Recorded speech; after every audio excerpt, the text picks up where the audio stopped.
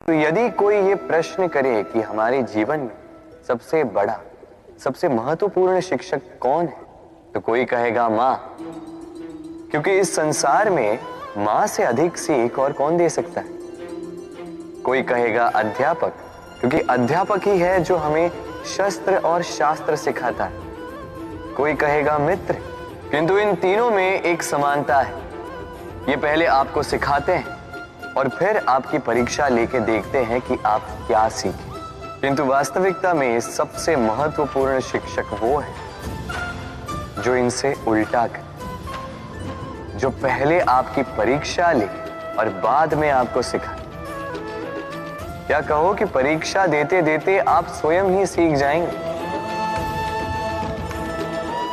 ये शिक्षक है अनुभव। इसलिए अनुभव और अनुभवी को साथ रखेंगे तो इस जीवन में कभी असफल नहीं होंगे।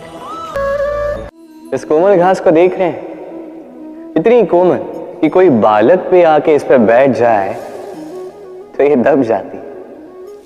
एक छोटा सा चूहा कहीं से आ जाए, अपने दांतों से इसे काट सकता है, और यदि कोई हाथी आ गया तो बड़ी सरलता से इसे जड़ से उखाड़ कर फेंक सकता है ना। अब देखिए,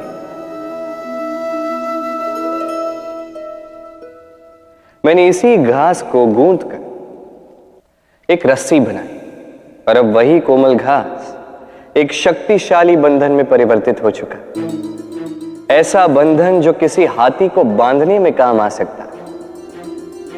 वही हाथी जो बड़ी सरलता से इस घास को उखाड़ कर फेंक सकता था। समझे आप? इसी रस्सी की भांति यदि एक साथ रहोगे, एक दूसरे की सहायता करोगे, साथ निभाओगे, तो कितनी भी बड़ी समस्या क्यों ना, उसका हल बड़ी सरलता से आप निकाल पाओगे।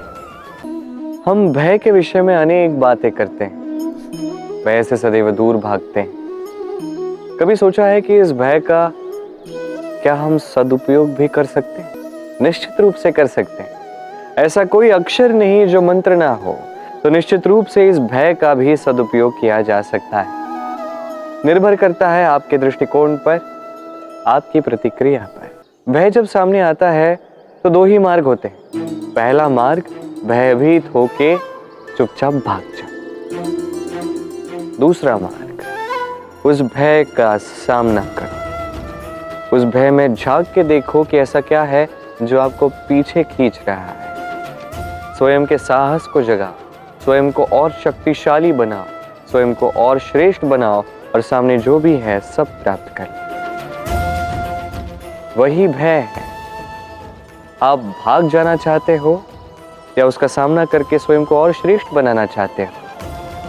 चयन आपका, प्रतिक्रिया आपकी है, दृष्टिकोण आपका। अक्सर आपने आपके माता पिता, आपके हितैषी, आपके शुभ चिंतकों के मुंह से यह सुना होगा, इसे कुदृष्टि लग गई है, इसकी कुदृष्टि उतारो, ये मत करो नहीं तो कुदृष्टि लग जाएगी, ऐसा श्रृंगार ना करो, वो मत पहनो नहीं तो कुदृष्टि लग जाएगी।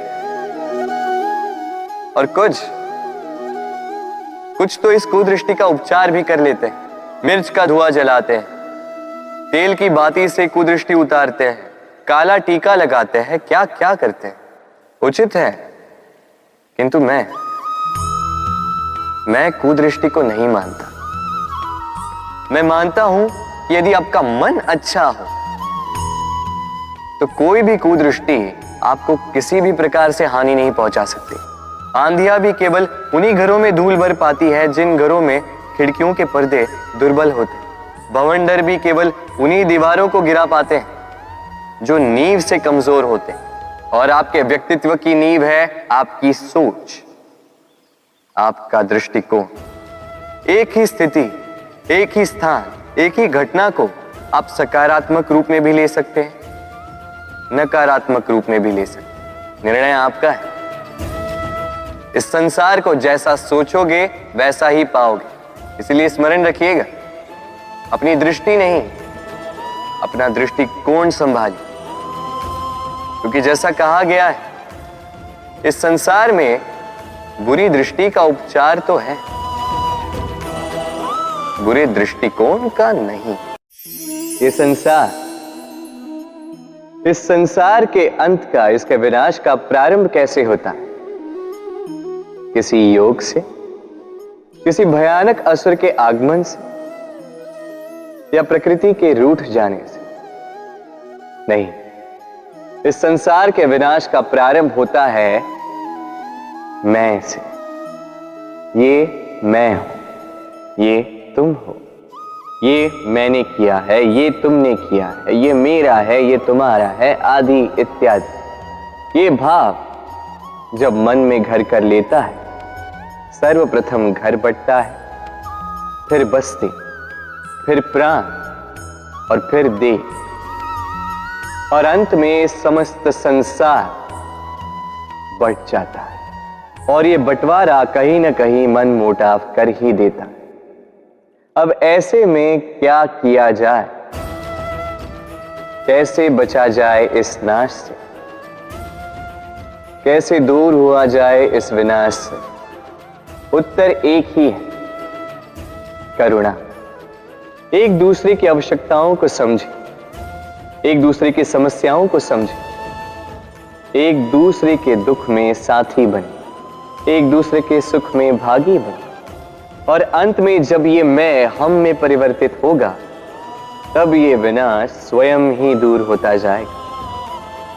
तो इस हम में विश्वास रखें और मेरे साथ प्रेम से कहें, राधे राधे।